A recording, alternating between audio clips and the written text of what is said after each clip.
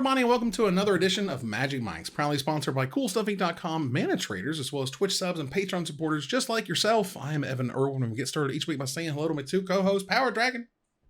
Hey, how's it going? Gonna have a good one today. Ruben Bressler. What's up? We actually have a lot to talk about. I mean, I guess it shouldn't be surprising considering what happened last weekend, but... Yeah, but I was not really prepared for the amount of information that came flowing from Gen Con, and we will try to they told us they were going to drop a ton on us. And they were not lying. I look, y'all, I've been making Magic content since, 2005, because I grew up when the rocks were soft. They've never, ever told us this much information about upcoming Magic. Just ever. Just period. So, if you missed our pre-show, patrons and subscribers to this channel get access to that stuff early. And if you kick it off with our first pick in our giveaway, get your chance at $50 worth of anything at CoolStuffInc.com by typing ! raffle in the chat. But subscribe first to get 2 chances to win. Use those dangling primes. You got a free sub there. And support your favorite streamer with your suggestions at the end of the show to see who we raid tonight. Thanks to our sponsor, CoolStuffInc.com, where you can find cool stuff in stock every single day. Whew, there's a lot going on when it comes to the Magic 30 panel at Gen Con. Yes. They told us the next 3 years worth of stuff. They told us stuff that doesn't have names. They not only told us the stuff with the code names, they told us what the code names even meant. Which, again, is not, this is unprecedented. We're not in normal territory. And I love that. But I'm just noting, that's what everybody to recognize. This is crazy compared to what we've got in the past. So, with that said, they had a whole thing. Let's go over quickly some of the sets that are happening. So in 2024, we're going to start off with Ravnica Remastered. This is much like Timespell Remastered that they did, Dominaria Remastered. It's Ravnica Remastered. They showed Old Border Shocklands and an Old Border Arclight Phoenix with a little grave stone symbol. Yeah. Murders at Karlov Manor is going to be a Ravnica-based murder mystery set. Now, wait, hold on. Murders at Karlov Manor is a murder mystery set. That's awesome. It's going to be super rad. They're going to make commander decks of Fallout, and all the Fallout people are going to love it. Yep. I have to say, like, Fallout is the first our Universes Beyond thing that I kind of went, okay, we'll see. It can work, right? And they didn't say anything like they're going to have like a collector booster like Doctor Who or collector decks like Warhammer, and those things could very well still happen, but there's definitely going to be a Fallout product that's happening there. Yeah, it's the first one that I've just been like, I didn't immediately go like, oh yeah, I get it. A lot of people are going to buy that. Yeah, it's wild to me because one of the things I've heard about the longest, again, I get that wonderful perspective, y'all, of having covered Magic for so very long. I heard about a Western Magic set in like 2008 or something. Yeah. Like they battered this thing around, and we now have Outlaws of Thunder Junction, and it looks super freaking sweet. And oh, that makes me so happy. I was just talking about that too. That's what's so funny. Nice. Yeah. Well, when we first did the show, literally, I think maybe episode 3, we were talking about what haven't we seen yet that we want. Mm-hmm. One of the things we said was Fairy Tales and Camelot, which ended up being Eldraine. Right. One of them was Egyptian, right? Mm-hmm. Because this was before Amonkhet, and one of them was Western. And we're finally here. They did show, I think what I would describe as sort of Native American inspired type armor and things. And they were very quick to say they have lots of cultural consultants. Good. And they weren't trying to step on anybody's toes or whatever, make sure it all good and kosher. It's something like there's a lot of villains in the set, whatever that's supposed to mean. We'll find that out later. God help us all. Everybody's a villain on Deadwood. Yeah. God help us all. They're making Modern Horizons 3. I mean, we knew it was going to come eventually. Man, you can argue. I think there's a solid argument that the Modern Horizon sets have done the most damage to Magic as a, like, you know, when people from the outside look at it and say it's pay to win, when people on the outside look at it and say these things are too expensive and whatever, it's because when you make the cards that are like specifically up on that power curve, like meant to be, and you know, there's been mistakes involved in that. There's been bannings involved in that. And like, I'm both kind of excited and kind of scared to death. Yeah, I'm with you because it's like it's a weird product anyway, right? Because you're going to introduce this to this older format, but if you don't make the cards strong enough to be playable, nobody gives a damn about it, right? But if you make them strong enough to be playable, everybody's going to bitch about it, right? So like you can't win no matter like, and I wondered that when it came out, and that's kind of what happened, right? Yeah. Like it's a product that's going to just be upsetting to a bunch of people regardless. It's I don't know, like, for example, are they going to reprint the elementals in it, right? And then Right. you could argue that they shouldn't do that because that would take away, as they've said, they don't want the reprints to be the big stars of the show or whatever for the new sets, but like, where else are you going to put those elementals, right? I guess now that I'm thinking about it, the other way you could design the set is specifically look for the decks that are underplayed and make things for like the top 10 underplayed decks or something, right? Like they've tried that before, right? Merfolk, I mean, that's right? the closest thing. Yeah. Right. And even Dredge, right? That's where Hogak came from, was to make the Dredge deck better. And oops. Oh, it did. It sure did. Right. And that's some of the ones where like, how far is too far when you're trying Right. to make this strategy that's not great right now even better. Yeah. I don't know that the design philosophy of the set Modern Horizons is helpful overall. But now that they've made their bed, they're going to have to sleep in it. And so that set's going to have very good cards that are going to be 3 of the best 10 cards in Modern in it. Probably. Yeah, just expect it like every 3 years. There'll probably be another.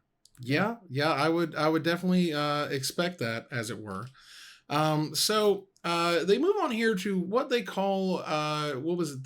They had a special name for this booster, like a spotlight booster or something. This would be the Assassin's Creed product. And they kind of more or less explained it that it's going to have exciting reprints. So the expensive reprints, some new cards that are going to feature the Assassin's Creed folks on them. And it'll be a booster release, like a sort of like a set booster release. And that, again, it's not draftable. It's just like cool cards that are in the Assassin's Creed world, ? So I have no info, but conspiracy theory, epilogue boosters were a test for what they might want to do for something like Assassin's Creed. Oh, okay. That's possible. I like that. That's a good idea. And an undraftable booster is a thing. So after that is Bloomburrow. And this is the cutie patootie, squirrels, anthropomorphic animals. And another thing they actually thought they pointed out specifically was that these are not giant squirrels and giant rabbits. They are as small and as, lifelike as they can be in terms of scale, which I thought was great. And that's where you see, the mouse, staring down the wolf. And how that's an epic battle now because of the size of the characters. Yeah. Which is also interesting because, if the rats from Kamigawa, one of them, somehow ended up in Bloomburrow, would they be like a giant king? Oh, yeah. Or would they be rat-sized? Yeah, well, yeah. When you go to Bloomburrow, do you become the size of the thing you are? And what happens when humans go to Bloomburrow? It's a good question. Well, it's our Redwall, it's our Everdale, it's it's our super cute animal set. Well, you go from that to the exact opposite, which is Duskmoone House of Horror. We're getting the 70s and 80s style horror set, which is all happening in the big creepy mansion. So I'm expecting a hockey mask, right? I'm expecting a machete. I'm expecting a chainsaw, right? Yeah, this is Dead by Daylight, the Magic set, which is another video game that they definitely could partner with. Absolutely. And have a ton of success with, for sure. Yeah. And so Freddy, we're going to get a Freddy Nightmare. Oh, yeah. We better. Type Nightmare. Yeah, we better get a Nightmare Master type, character or whatever to be happening there. And so I'm going to bring out my notes here so I can read the rest of it because it's not super clear on this website. But they continue on. So there is 2024. They're doing that cool stuff. And then we're going to have the Innistrad remastered for 2025. So that's cool. Again, like Ravnica, we're just going back to Innistrad. There's plenty of money in Innistrad and we can make that happen. Sure. There's going to be a premiere set called Tennis that is a death race set. And like I said, I just threw it out on Twitter. We're calling it right now. There's going to be a vehicle in every pack. Awesome. And it's supposed to be across 3 planes, 2 of which we've never been to, and 1 we're coming back to. Okay. Sounds like Kaladesh.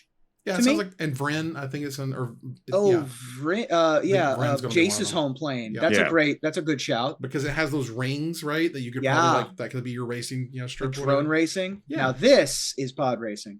I think that sounds like a great idea. They did some experimenting with hell machines in Avernus in D&D, and it was well received. Nice. So I would not be surprised to see some hellish Avernus inspired stuff as well. So if there is sort of a Nine Hells inspired plane, that might also be where we go, because Death Race has the word death in it. Like, I want vehicles with, with weapons. I want vehicles with add-ons. Can I put like a spoiler or whatever on my vehicle? Can I attach things to my vehicle that makes it, cool and scary and whatever? That's you put a spoiler on, you get haste. Oh no, spoiler season. I'm just saying, there's a lot of opportunity. Like if they could do a thing with Twisted Metal, if they could do a thing with Speed Racer, if they could do a thing with Wacky Racers, I don't care. Ooh. But there's just I loved Wacky Racers. I know, right? There's so much possibility. Rocket League. The ultimate... Ooh, that's a good one. Yeah, the next premiere set after that is going to be the Return to Tarkir. Whatever that ends up looking like. I'm excited. Lots of dragons. That's going to be cool. Of the sets, or of the planes we could return to, the ones that I'm least sure what they look like are... Tarkir. I don't know what Tarkir is going to look like. There's been so many time travel shenanigans happening, even in the first set of Tarkir, much less with the War of the Spark and All Will Be One. What that place is going to look like is anybody's guess. So it feels like we're back in 2021, where we were talking about, they just announced the Lord of the Rings set and what the Lord of the Rings set could be looking like. Well, in 2025, the tentpole booster release is going to be Final Fantasy. They didn't exactly explain what's going to be involved in that, but for me, the tentpole, the booster, this is what LOTR basically is. How far are they going? I'm expecting draft set collector. It's going to be on Arena. It'll be a complete set. Yeah, and they said it's going to be on Arena and stuff, which is great. Yeah. I'm not a big Final Fantasy person, but as I understand it, each of the numbered Final Fantasies takes place in a different world with different characters, which is why you end up with things like Final Fantasy 7-2, because Final Fantasy 7 is not a sequel to Final Fantasy 6. It is a different game. Right. And there's Final Fantasy X2 and stuff for the same reason. Yeah. So the fact that they're making a Final Fantasy set even seems maybe too small. They need to make a Final Fantasy 7 set, right? I don't know how it works. But they said they're going to include Final Fantasies all the way up to the new one. All the way up to 16. So wild. But it would leave a lot of room for an expansion easily if you wanted to do a second set or come back later or whatever. Right. And like, I'm just, whatever the Buster Sword does, I am down to clown. Like, also, let's thinking about it, opposite direction, this will be the first time we did a Ravnica set in one set. Right. Yeah. It's not almost everything has been sets of threes. Right. They're actually saying, well, it's set on Ravnica. It's not the guilds. It's just set on Ravnica. And I'm like, okay, whatever. It's fine with me. But I'm super pumped for Final Fantasy personally. I played the games growing up, whether they were hardcore RPGs. Final Fantasy 7 just like changed my whole life at the time. I'd never seen a game that was that cinematic and crazy. Now, did I describe Final Fantasy correctly though? Feel free to fix us in the chat if we got that wrong. But as I understand it, the Final Fantasies are their own separate. I'm with Arzu. Give me a Chocobo card. Give me a way to do some Chocobo racing. Give me a golden Chocobo. Give me some Blitzball references. Incredible. Like, give me the side junk. That's what I want out of the set. I definitely want a Chocobo. We'll have all the normal stuff, like the characters, whatever. But like, I want the fun side bits that I actually wasted way more hours doing than playing the game. Sure. Yeah, I think Varmus's Judge had my thinking, which is some of the worlds are connected, some aren't. Most are generally their own unique thing with their own unique characters and stuff. Cool. Anyway, we'll move on here. Something that Digital officially noted is that they're going to try to be 3 and 4 player friendly in Arena. And if they can do that, it is the last bastion of hope for Magic Online, quite frankly, because a lot of Commander is living and dying on Magic Online right now because they have all the cards, and it's the only way you're able to play digitally 4 players. I mean, just kind of period. So if they can make that happen and make it work, my God, I think it will actually be another renaissance of Magic Arena players. I feel like that is going to involve them having us download a new client. Probably. I mean, it's going to be. But if they can pull it off, yeah, it's going to be a giant add-on. more power to them. Right. Yeah. The UI is going to be totally different in some ways. And you can even see it over the years. You know, a lot of cards has had, you know, like choose a player or pick a player, and it doesn't automatically default to your opponent. You have to go and click on their face. Like that can be a thing moving forward. Yeah, future proof. Yeah, so that was very exciting. The premiere set, the first premiere set in the fall of 2025 is Volleyball. And this is a space set with a space opera top-down set. They show like planets, aliens, asteroids. I'm sure spaceships are involved. Whatever that ends up looking like, right? Awesome. Sure. We got Spelljammer. We can do fantasy space. Like, that's fine. And my God, has it been almost 20 years since we've been to Lorwyn? They are going back to Lorwyn as the last premiere set of 2025. Wow, that's incredible. I'm very excited for that. But again, pumped. I don't even know. Like, to me, when we talk about Lorwyn, it just feels like generic to me. So I'm like, yeah, sure, Lorwyn can just be anything. Let's go back to Lorwyn. Yeah, but I mean, I'm gonna push back on that. It's got a very unique look, right? Like, Lorwyn was my wheelhouse, my Huckleberry. That was my Kamigawa. Sure. Evan. Sure. Evan was on the we got to go back to Kamigawa train until we went back to Kamigawa. I've been on the we got to go back to Lorwyn. It is a now that we're getting Bloomburrow, it does feel like the sheen maybe is being taken off because it is a plane where humans don't exist. Right. That's kind of hard to do. Yeah. You know, I love the world building. It was Eldraine before Eldraine. You know, it was, and I'm excited to see. That's another one where I'm like, I don't know what it's going to look like. Who knows what it's going to look like there after the I'm sure people will still be amped for it. Oh yeah, Lorwyn. Here's the thing about Lorwyn. Lorwyn is or was one of the most complicated limit environments that ever happened. Go read the cards. Go see how many different activated abilities are on the cards that tap things, that remove power, that like can prevent damage. There's a bunch of prevent damage stuff and tap to prevent damage and all this other crap. And imagine that if they had what they called at the time Pro Tour Lorwyn, it was Pro Tour a city or whatever. But imagine they had Pro Tour Lorwyn like we do for sets and things. Who won that Pro Tour with the most complicated limited set? John Finkel. John Finkel won that Pro Tour that featured Lorwyn Limited because that set was unbelievably complex. And actually, that's the set that started them going like, we need to simplify things a little bit because the onboard tricks for Lorwyn were just everywhere. It was a lot. All right, so moving on to 2026, we have the Return to Strixhaven as the first premiere set. Cool. This is yachting and then ziplining to go through the alphabet. Is the second premiere set of 2026 is a War of the Spark, March of the Machine-esque culmination of this story. They're doing like 3 years of arcs and things. Some other stuff that they mentioned for Arena, which I thought was neat, which is Cons of Tarkir is going to be on the client by the end of the year. Just the first set, as I understand it. Arena will have better duplicate protection, whatever that means. By end of year 2024, Pioneer Masters. And by end of year 2024, Arena will be Pioneer Tournament complete. Now they'll have all the tournament played cards in Pioneer on the client. Wow. Let's go. Cool. Basically, we're accelerating the clock on, we need you to just kick Magic Online to the effing curb. Right. Like that's what this feels like. I'm just like, hey, let's start getting these sets out. We're working with these outside studios.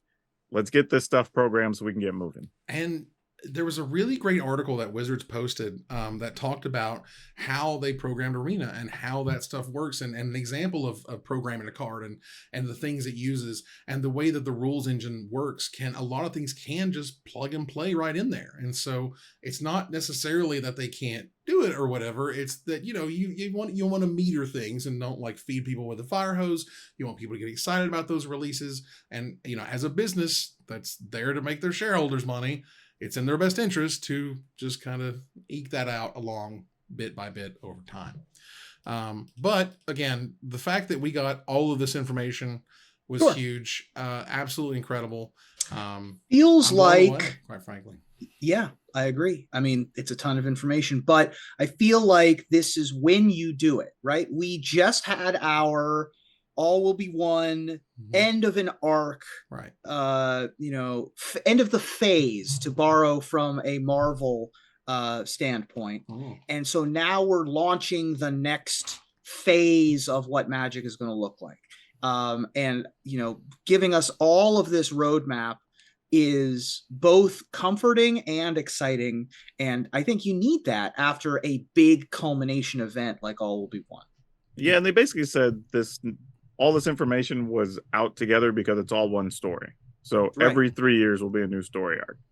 Which is a cool idea. That's awesome. I'm all for that. The fact that Magic is big enough and, confident enough in themselves as a game studio that will be alive in 3 years to tell this long form storytelling is noteworthy, right? Like, oh yeah.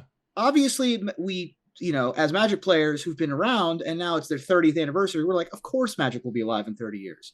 But, Sears went out of business. I don't know what to tell you. There's like... You want to think, here's something crazier that I thought about? Like, even just think about the last 20 years. How many Magic sets have actually delivered late? Like, and you have video game studios that work on stuff for 5 years. Right. And you have to push the date back 4 or 5 times or whatever. And it's like... I think Ikoria had a little bit because of the pandemic, right? Ikoria had a little bit, like a week or two or something. It was very and even then they gave us advance notice, right? And then like that it was going to be individual products had supply chain issues, but no sets. Yeah, isn't that crazy? No premier set, like right? Yeah, the number of cards, the number of variety of sets, like all the artwork that's got to be done, like the story stuff that's got to be posted, all that, and it delivers virtually on time for like clockwork. I mean, and the fact that they're giving us a map and says, yeah, we're going to hit all these dates. Right. Like, I mean, the only people who can do that generally is basically Pokemon, and behind them is Yu-Gi-Oh, but Yu-Gi-Oh changes things up quite a bit. Yeah. Pokemon generally delivers whenever they save, and literally anybody else, it's just an absolute crapshoot. And this industry, crazy, isn't it? It's just wild. It's just wild. I mean, Deadpool got delayed. I don't know what to tell you when it comes to things that are big can get delayed. And the fact that Magic never has is crazy. Yeah. And so again, like the 40K decks, I think were bumped a little bit. The double feature, remember that got bumped? Yeah, heads I win, tails you lose got bumped. That took like a year to fulfill. So, there's things they have to put on the back burner, but they prioritize the right way. Yeah, I think the only set for sure that really got a significant delay, I think, was Unstable or whatever. That one was. Because their glue manufacturer went out of business. Just straight up, like hilarious. Yeah, which is a wild thing to think about. Not for the glue manufacturer. It was like 2021, man. Like I guess that's a thing. Things were going crazy. So that one did end up being, I think, like 5 months late or something. They had to push it. It was a pretty significant delay on that one. But it's pretty crazy when you think about that track record. So we're going to move on to our first pick here to gather the townsfolk thanks to our sponsor, Mana Traders, the best tool to enhance that Magic Online experience. Use the code MAGICMICS for 12% off your next subscription with Mana Traders, because if you want to go play some sweet Commander decks, they got you. You can play some really sweet Commander decks, some old school stuff. They just unbanned Mind's Desire, just like we were about to talk about right now. You can play some Modern, get your Legacy on. You can do a lot of stuff over there. So, I've been around a minute, all right? I've been around just a half second, and it's hard for me to believe that the One Ring is a healthy card that is doing okay things in the formats it is in. I think there's ways that they could work around it. A, I discussed the restricting thing because it's the One Ring. Sure. B, you could change how it works and you get the burden counters, not the card gets the burden counters. A little of the, a little of the companion change, but it would still keep, I think, the card viable in many ways. But you look at this ban and restricted announcement and they don't even mention it. They don't guys. Let's be real. Like, it's the hot set. They probably still have some agreements out there. There's still product in the market, blah, blah, blah. And that's why I was saying I've been around, and it just feels like a business decision. They're not going to bite the hands that feeds them until next year. Yeah. Until that holiday set is out, no way. Yeah, exactly. But maybe even February. It's very exciting to see a banned and restricted announcement where we get unbans. It's all happy news, everybody. We get Preordained back in Modern, which is huge. That card's going to see play. That's going to immediately make a bunch of decks playable. Right. It's immediately going to be a top I'm going to say top 10 played non-land card in the format. I think it'll be played definitely in the Murktide deck, right? So Murktide, if there's a Phoenix style deck, it's going to see play in the Breach decks. But I feel it's going to see play in any control decks. I think my issue though is that those decks are already playable and good anyway. Sure. Like, yeah, and why is Punishing Fire banned in Modern? Why is Umazawa's Jitte? Umazawa's Jitte is banned in Modern. You think that thing's going to cause problems? Yeah. I would be excited if anyone played it at all. Like in a postmodern Horizons world, that probably doesn't do anything. It doesn't do a damn thing. It's like how land tax got unbanned in Legacy, and people tried to make it work for like a month, and then they're like, "Nah, the scroll tax isn't worth it." Right? The scroll, right. Well, it just takes too long. Yeah, scroll rat land tax is not worth that Mondo combo. Too slow. Yeah. Again, there is at least 4 cards they could have taken off the modern ban list, and I'm not sure much would have changed. And yeah. It kills my soul sometimes, but I will take a Mind's Desire unbanned in Legacy. That's interesting. That took some balls. Interesting though. Like, and there's some people that do feel like you, Evan. They're like, if it's not going to do anything, why take it off? Not take it off the list. There? But like for me, I'm literally just indifferent. Like if it stays there or doesn't, who cares? Right. Like the world's exactly the same, whether it is or not. So it's not even a point of contention for me. I don't own 100 Grove of the Burn Willows. I have no agenda. I just think it looks stupid. It does look stupid. Your Shock with Upside is banned in one of the most powerful formats that you have. It's like, what is happening?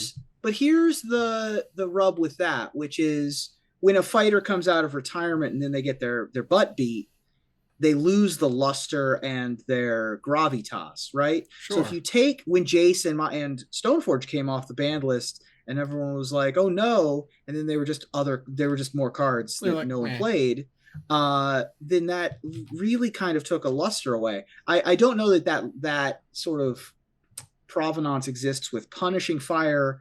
It might exist with Jitte, but I do agree that Jitte would make things interesting if unbanned, if it saw play at all. But they also took play, please. But like decks that want to play Jitte are not playable in Modern. They're just not. Like if Stoneforge is not if Stoneforge ain't being played, if your equipment isn't getting there, if your equipment isn't giving a creature +10/+10, I don't want to talk about it. It's just doing something. I mean, the only other equipment gives stuff protection, so you can't kill it. I mean, like, you know what I mean? Like, you're not going to play Jitte. Right. You +2/+2, -1/-1. Guys, it's Modern. What are we doing? It's a little silly. So either way, I'm happy things are unbanned. I understand why they didn't even say the words, the One Ring in there, but y'all, you have to play 4 One Rings in basically every format. And at this point, it's hardly to say any deck. Mono Red's running it. Mono Red runs 4 rings, guys. I said, if Mono Red is running a 4-drop card draw spell, that's when you know things have gone off the rails. And why wouldn't they? It's literally just like, my life total doesn't matter, so let's just try to get some extra lightning bolts. Right, and you can't do nothing to me for a whole turn. I'm just going to say, you do nothing, I'm going to draw an extra card, and then I'm going to draw 2 extra cards and just throw them at your face. Okay, all right. That's cool. I think once I saw that the One Ring was popping up in burn decks, I was like, that's unacceptable. All right, so we're gonna move on here to our first look at Eldraine, because that's coming right around the corner. I think the previews start next week. And it's pretty cool. Basically, the Phyrexian Invasion showed up, and they went into this, like, what they call something like the Dark Slumber or something. Mm-hmm. And it just put everybody to sleep, and now everybody's asleep, and they won't wake up no matter what you do to them. And they're trying to wake everybody up, which is really neat. Of course, it's gorgeous. Elena Danner, of course, is just an absolute master, and she crushes it, which is fantastic. I love the ghost ice castle thing that's going on here, which looks great. And here's the deep slumber that they are in. Sleight of Hand is coming back, which that was a preview. That's cool. I'll take a sleight of hand. Sure. And they said that there's going to be a series of enemy color creature lands like Restless Fortress. If you look real close, this is Castle Ardenvale, right, with a mouth. F that card, by the way. That card's sweet. The art for the ice fortress looks like Castle Mantras also. Yeah. Yeah. And so like the castles are weird and changed. I believe we talked about the fact that there was only one. Did we talk about the fact that there's only one planeswalker now in sets? And the Ashiok that has a million words? Yes, we did. Right. And in a place where everyone's asleep, it makes sense that the Nightmare Weaver would be the one who's coming in to take advantage, it seems. Yeah. And, you know, as Mr. Rosewater does, he put his teaser up, which I do absolutely love. Yes.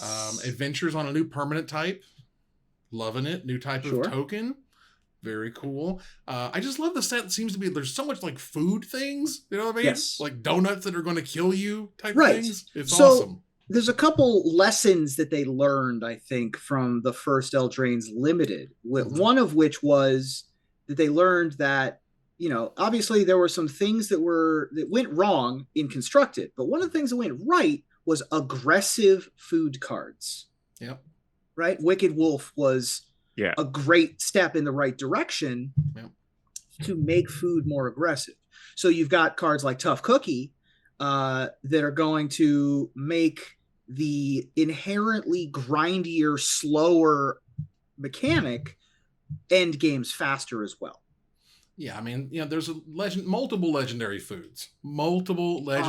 Foods. That's awesome. You have, you know, the card that can activate to copy enchantments. I mean, copy enchantment is literally a reserve list card, for example. You know, things that look at the top 20 cards of your library is awesome. You know, creature mouse, creature rabbit unicorn. I'm all about that rabbit unicorn. But yeah, I love this stuff. And this is all very exciting with some names like Candy Grapple and Charming Scoundrel and Food Fight. Yep. Food Fight's great. Candy Grapple is incredible. 3 blind mice. We get 3 blind mice. You get 3 blind mice. They're leaning a lot more into the Mother Goose stuff. I think that I saw somewhere that we're going to get the Goose Mother, which is, I think, what that Hydra Goose thing is. Well, as I understand it, they're making 2 color pairs based on fairy tales. So blue green is the giant beanstalk. Yeah, sure. With the giant and whatnot, and one of them is going to be like the brothers Grimm, Hansel and Gretel. Oh, Hansel and Gretel, sure. I think black green was Hansel and Gretel, and so and Sleeping Beauty I think was white blue. Like they've got all these different like fairy tales based in the colors. I think that's brilliant, by the way. Like tell more stories with fairy tale sagas, which they said is happening. Fairy tale sagas. That's great. Are going to be awesome, and so I'm very excited about that. Should be very, very fun. Eldraine was fun. Eldraine was pushed, but Eldraine was also very, very fun. I would rather cards from this set and Magic sets from Standard be good in Modern than sets printed directly to Modern. So if this is the broken set, awesome. Oh God, help us all. And the original Eldraine, man, they went crazy. So there was a quarter 2 results from Hasbro, and you know, as all things can be, they can be manipulated a little bit to make it seem like Magic is in trouble or whatever, and Magic made less money than it did the previous quarter of the year before. And the reason for that is because they changed the release schedule, and the actual sets are making more on an individual basis, not less. But if, again, you want to take a headline and run with it, you can misinterpret things. Tales of Middle-earth is tracking to be the biggest selling Magic set of all time. This is honestly shocking to no one. Shocking to nobody. Anybody, if you're news, if you're buying it, water is wet. Right. Yeah, I mean, seriously. Turns the out biggest fantasy property of all time being partnered with the biggest fantasy card game manufacturer of all time is the most popular card game in the fantasy genre. Wow. Yep. Lord of the Rings Middle-earth, Tales of Middle-earth is the second biggest set ever, is poised to pass up Modern Horizons 2 for the top spot by the end of the year. Let me tell y'all, Modern Horizons 2 was reprinted for years. That thing went just chugging over and over and over. And the cards in there are still worth a mint. Yep, they're not slowing down anytime soon. Again, you know why? Because everyone keeps buying the stuff. Mm-hmm. So why would you slow that down? Wizards' operating margin is down quite a bit with higher royalty expenses and higher investments in talent and infrastructure. So if this hires on the people that can make 3 and 4 player arena work, let's go. You know? Great. And if they got to pay a little bit more for them sweet Lord of the Rings, Warhammer, Doctor Who licenses, hey, we want to buy their stuff, so they'll pay the royalties. Yeah. Also, to be clear on that number, I saw somebody trying to quote that like their operating expenses were 42%. Like, no, it says it's down 42%. So that number could have went from, who knows, maybe like 18 and they went up to 26 or whatever, and so they lost 42% margin or whatever, right? That's all that's saying there. It's not the actual number. It's a percentage of the other relevant number difference.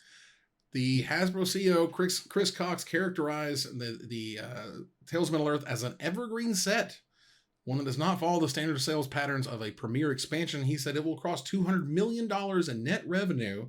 That's not profits or whatever, but that's a lot of sales. By the end of the year, the last set to do that was Modern Horizons 2, and that took 2 years because, again, it just sold forever. But again, the margin is down. The royalty expenses are high. We kind of all knew and understood that. But the every premier expansion in 2022 was able to join the 100 million plus revenue club, which is incredible. Like, that's just home run after home run, basically. Yep. And Hasbro's been killing it, and CNBC reports were all very positive on the company by and large, and all of these things point to they're making good decisions, and Lord of the Rings has been killing it.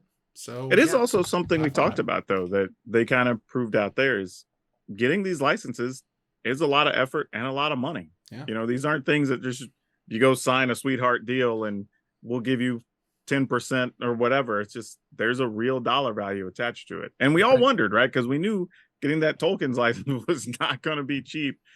And who knows? That could be anywhere between, I don't know, a couple $1 million to it's $50 million. Like, I don't know. Right. I mean, I would bet the farm that it's a percentage. What that percentage is varies from company to company. Sure. Like, for example, I have heard deals where people have made games for Marvel and they take 20%. And a lot of times your profit is 20%. Right. So if you make it is a huge seller, and that's great, but all your profit went to the licensor guy. You're just spinning your so you got to figure out how to make that premium product. Exactly. You can sell it for more. Exactly. So that's, and and that's why this was a mid-tier release. This was not a regular standard set pricing. And all of that. When we look back and say, why did the packs have to be $7? It's like, well, that's why. The licensing. That makes sense now. Because there's a Hobbit on it. Like, I'm sorry. Like, that's what you got to pay for. This is why they pay. That's why Wizards of the Coast pays them the medium bucks to make those business decisions. They don't ask me sitting here in my chair. So. Let's move on here. The Desperate Ravens. Oh boy, we got to talk about Commander Masters, y'all. We got to have a conversation about what's going on right now. Commander Masters right now, the price is so low that people are losing money selling boxes of it. Really? Yes. Yeah. It has gotten to basically either distributors pricing or lower. And even if, as a game store, you bought a box for, again, I'm just making up numbers. So you bought a box for $200 and you had to sell, and you sold it for $210. You're still losing money. You didn't just get that box randomly. You didn't, check it and make sure it was good. You didn't put it up on the shelf. You didn't get it from the shelf, put it in the box and do all this stuff and all this overhead and keep the lights on, the air conditioning on for that box to make you $10. That's not enough. Like, you need to make more of a margin or you're not going to exist. So we're in this weird time where Commander Masters is about worth the same, whether it's in a sealed box or whether you open it. The EV is kind of the same. And so we're in this weird precipice of stores need to pay the bills of Lord of the Rings. They were promised that Commander Masters was going to rock. Like, remember Double Masters 2022? That was a killer set. That set crushed, sold tons. Everyone was very excited about it. Was very happy about it. Well, when we were talking about Commander Masters spoiler season, it seemed like we were looking good for it. Yeah, it was looking great. Well, singles are still moving. Okay. But there's no buyers for the sealed boxes. Right. Oh, I see. So there's dissonance there. Right. I can tell you there's even some groups I'm in where the retailers are going out and buying the collector's boosters because they're down to like $180 a box or something in some places. Got it. but they're still able to open them and profit because all the singles are still moving. Right. Just nobody wants to go drop that kind of money for the box. I understand. Right. There's amount of what you would describe as bust equity, which is if you just open all the packs and sell all the cards, how much would you make? Versus if you sold the box buy as a steel product. And when those numbers start to get weird, people start to lose money, and then people start to panic is not maybe the right word, but it feels like it sometimes. But there's kind of two things at play here, and this is something I wondered because as well as I do, there's a lot of retailers that, like a lot of small businesses, that aren't well financed. Right? They're living month to month, whatever. They have their 15 to 30 day net terms to be able to sell out or pay for their orders. And when you place a set between a thing they still have to buy a lot of because Lord of the Rings is still selling, and you can't not have the next standard release, that's not an option. You only really have about 3.5 weeks to get out from under this, or at least enough money to pay off your initial order. So your distributor will still want to give you Eldraine when it shows up.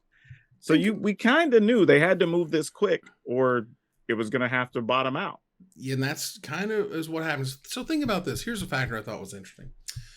As far as I know, feel free to correct me, but this was the first time ever that Wizards has released a mid-tier pricing set followed by a top-tier pricing set. The Double Masters of last year had a standard set before it, standard set after it. It did not have mid-tier pricing, top-tier pricing. So basically, if you were buying Magic cards, you probably bought Lord of the Rings. And then this other set comes right behind it, and it's even more expensive. And by that point, you're tapped out. You know what I mean? Some people bought a lot of Lord of the Rings. Yeah, the tempo of the set releases is very impactful for the middlemen of local game stores. That's really interesting. Yeah, but I think if this had been a $200 set, maybe even $250, maybe if there's another mid-tier set, you might have sold a bunch of them. Right. The problem is there is a mental stoppage at 300 for a booster box. Like when you ask around, there's a lot of people that say, if it was 200, it's 250. And we've seen those numbers in the past and people paid it, right? We've now found out what the ceiling is. Like 300, now Wizards knows, okay, if we're going to do something at 300, we have to make this premium, whatever that means. Maybe that's more box toppers. Maybe it's weird, rare stuff. Maybe it's golden tickets, whatever. Right. But you got to put something to make somebody want to pay 300. Unless it's Lorcana. As it stands, nobody's buying it at 300. Right. And, it's one of those where the singles are starting to rebound a little bit because no one really wants to open it because the bust equity isn't quite there. And so when you're losing money on both halves of the equation, but it's like, oh, God. But here's the thing. I'm actually of the belief that you're going to keep seeing singles go up and people still will not buy the boxes even when there's bust equity. Sure. Also, bust equity is the name I danced under in college. That's awesome. I see the dissonance between having a premier product and having that be targeted at the Commander players. I see that dissonance. Well, but it doesn't feel like it's bad for Wizards. It doesn't feel like it's bad for players. It feels specifically bad for those middle group. Right. And if I recall, I'm not exactly sure this is correct. Feel free to correct me, chat and or comments, that Commander Masters, the first one, was not priced like Double Masters. It was priced like a mid-tier Modern Horizons-esque release. I believe that is true. Because that set sold like crazy. That was like the best-selling set for that year. That set sold like you just cannot fathom. This just sold. We just got it. They grew wings. It flew right out the door to somebody's awesome draft party or whatever they did with it because they just sold Infinite.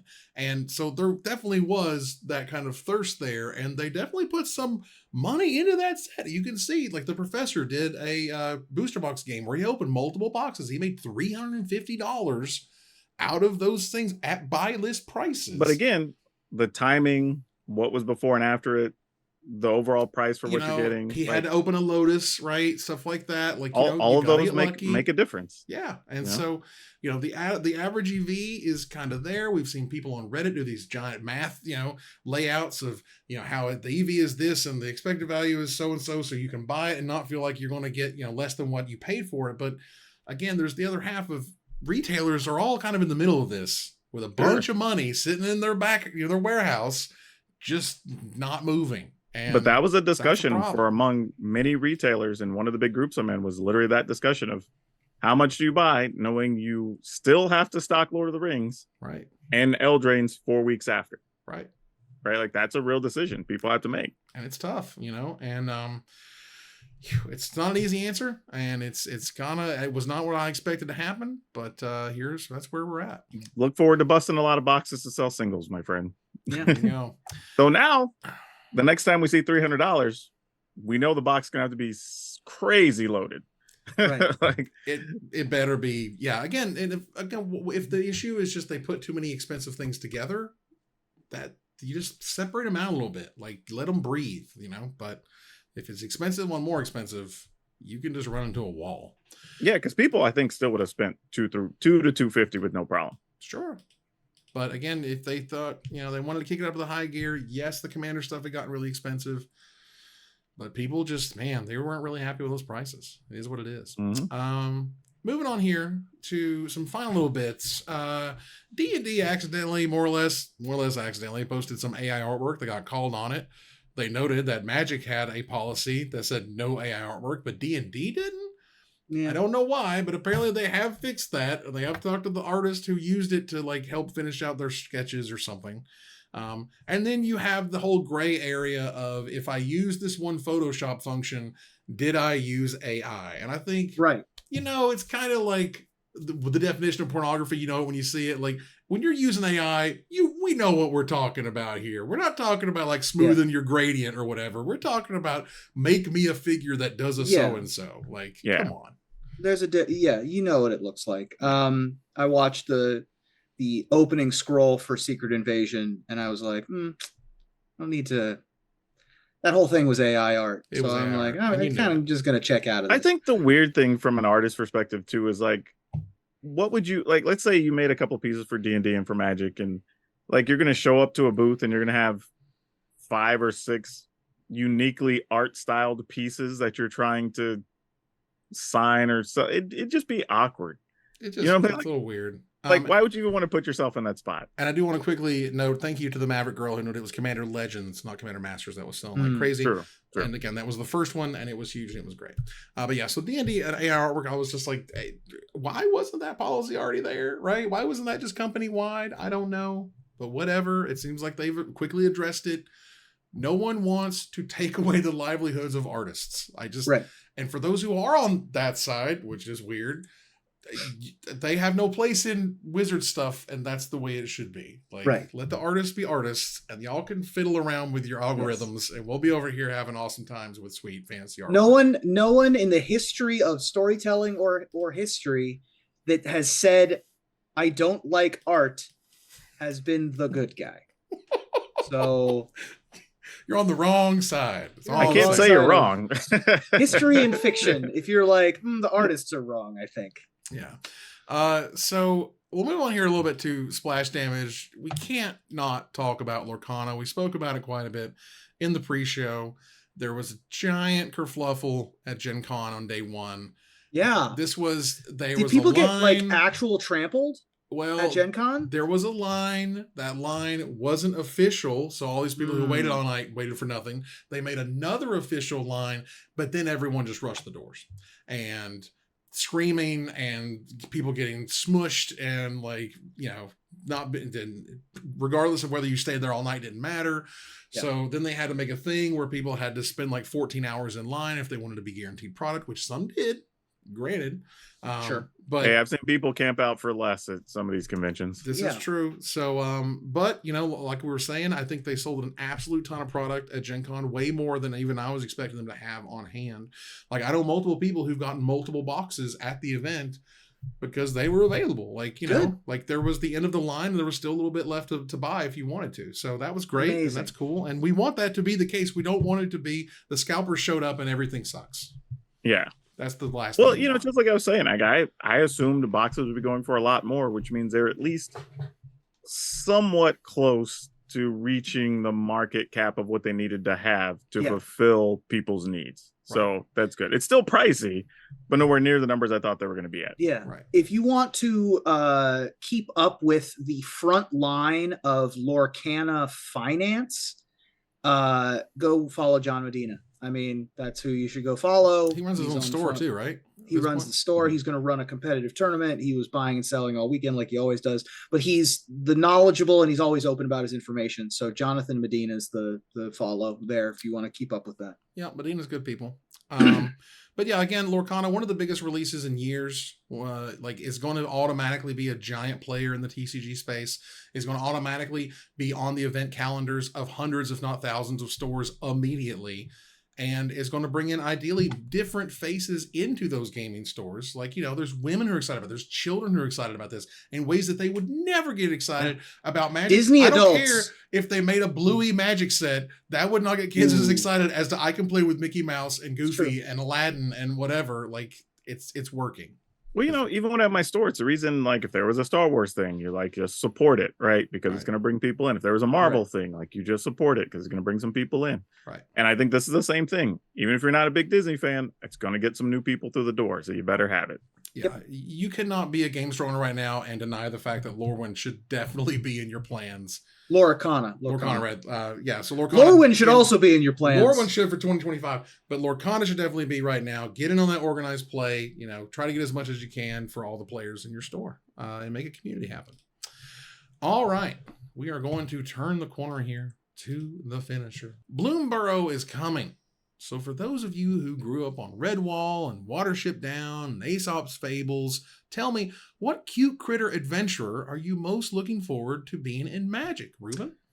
Well, I love owls, which are nature's slowest flying bird. And I love old traditional pageantry and chivalry. So even though I go to bed early these days, I'm ready to play night owls. Wow. Power Dragon? Honestly, for obvious reasons, I prefer dragons, but I could settle for some bearded dragons. So if you could give me some of those little slow idiots in the next set, that would be cool. And then we could bring back Desert Walk or maybe Last Strike. And make it a real thing in a regular set. I like Last Strike. I think Last Strike is cool. I crack up every time I see a TikTok of a bearded dragon. Nice. Yeah, they're the weird little animals, man. They're so dumb. I keep telling people that Magic needs their A-list top flight character to take the lead. And now that Jace is out of the picture and Disney Lorcana has officially landed, we can maybe have our very own Mickey Mouse. Man, they say, why not? What's Magic's Mickey Mouse? And they just pull up a card like it's right there. It's right. Mickey Mouse. Redwall had a mouse. There you go. We could have a mouse. Definitely. And that ends another live episode of Magic Mics. Thanks for joining us here to discuss all things Magic. Thank you, Power Dragon. Hey, it is good to be here as always. Thank you, Ruben.